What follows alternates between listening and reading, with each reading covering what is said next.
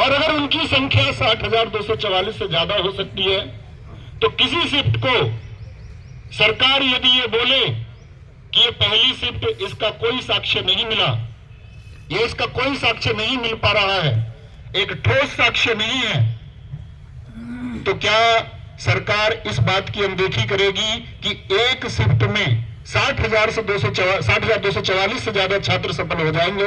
क्या पहली शिफ्ट के जो छात्र परीक्षा देकर के आए उनके प्रदर्शन पर प्रभाव नहीं पड़ेगा? बिल्कुल पड़ेगा। क्योंकि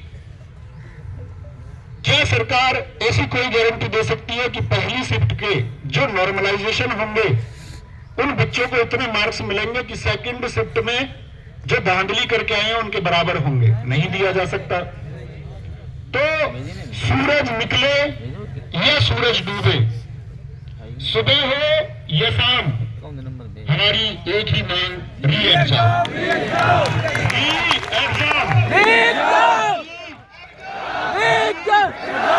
तो बस एक ही मांग को लेकर के साथ ही चलेंगे।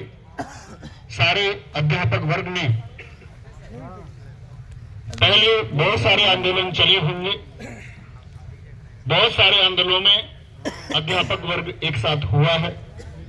इस बार भी आप देख पा रहे हैं, इस शायद बहुत सारी चीजें गोपनीय होती है, आप सब लोग एक राय बनाते हैं उस गोपनीयता को लेकर के जिसके बारे में आपको कोई वास्तविकता नहीं होती, लेकिन आपकी उस राय का स्वागत है, क्योंकि आपका एक दुख है, आपका एक दर्द है, और एक दुख और दर्द के लिए छात्र एक नेतृत्व चाहता है।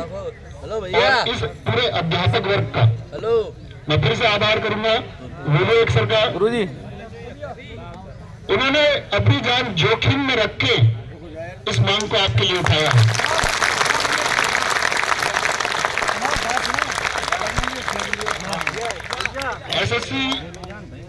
एसएससी गुरुकुल के गुरुजी सुबंशु गुरुजी ने इसको ग्राउंड तल पर चलाया है।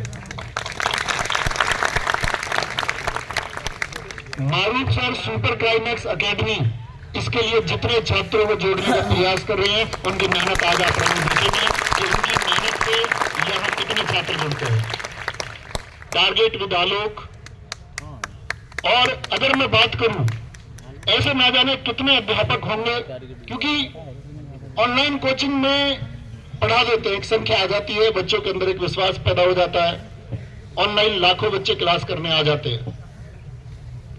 ऑनलाइन में कभी ये डिफाइन नहीं हो सकता कि हमने कितने बच्चों को पढ़ाया और क्या सच में उनको सेलेक्ट कराया, लेकिन ऑफलाइन में भी एक सपना होता है।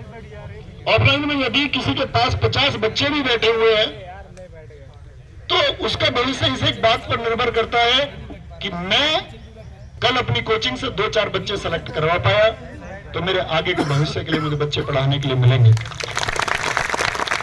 ऐसे बहुत सारे सम्मानित अध्यापक आपके साथ आपके संघर्ष में, और आपका कहने का मेरा मतलब है कि ऐसा हो सकता है कि किसी पर नेतृत्व का झंडा लगा करके उसको रोकने का प्रयास किया जाए, लेकिन गांधी जी ने भारत छोड़ो आंदोलन में, जैसा कि इस आंदोलन की पृष्ठभूमि भी तय की गई कि एक गांधीवादी विचारधारा से चलने वाला आंदोलन होगा, तो गांधी जी ने भारत छोड़ो आंदोलन में एक बात कही कि गिरफ्तारियां हो सकती हैं, गिरफ्तारियां होंगी, लेकिन इस आंदोलन का नेतृत्व अगर कोई एक बच्चा भी शेष रह जाए तो वो इसका नेतृत्व करेगा। हर एक छात्र के पास इसका नेतृत्व है, किसी भी झूठे आश्वासन में नहीं आना है। मैं फिर से कहूंगा, एक ही मांग, एक ही मांग, और याद रख लेना, जिस ओर जवानी चलती है उस ओर जवानी। भाई जवान लोगों, बस अपनी मांग के लिए झुक मत जाना। अगर मांग के लिए झुक गए तो शायद इस जवानी पर बाद में शर्म करना पड़े। शायद बहुत सारे लोग या नहीं पहुंच रहे होंगे, उनको लगता होगा कि मैं नहीं पहुंचूंगा तो कोई और पहुंच जाएगा। तो मेरे दोस्त, तुमको सपने देखने का भी अधिकार नहीं है, और कहते हैं ना कि अपने हक के लिए लड़ना है, अपने हक के लिए लड़ना होगा, और अगर हक के लिए नहीं लड़ सकते तो समस्त छात्र और अध्यापक इस कलम को तोड़ दो, और अगर इस अत्याचार के खिलाफ नहीं लड़ सकते तो फिर जीना छोड़ दो। क्षमा चाहूंगा 1 मिनट में जो मैं बात करना चाह रहा हूँ, जरा सुन लीजिए। हम यहाँ इको गार्डन में 3 साल से, देखिए वो गलती भाई साहब आप लोग हाथ जोड़ के निवेदन कर रहे हैं, वो मत करिएगा आप लोग। हम लोगों ने 69,000 में हमारा 68 लिस्ट है। 1 मिनट में बस वही आपको मैं बता रहा हूँ सर जी, मैं खत्म कर लेते सर जी, खत्म कर 1 मिनट दे दीजिए। ये गलत है भाई, पुलिस का है, पुलिस को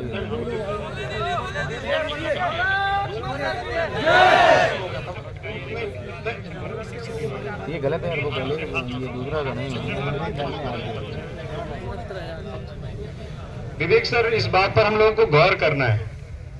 ये उत्तर प्रदेश पुलिस के विद्यार्थियों का आंदोलन है।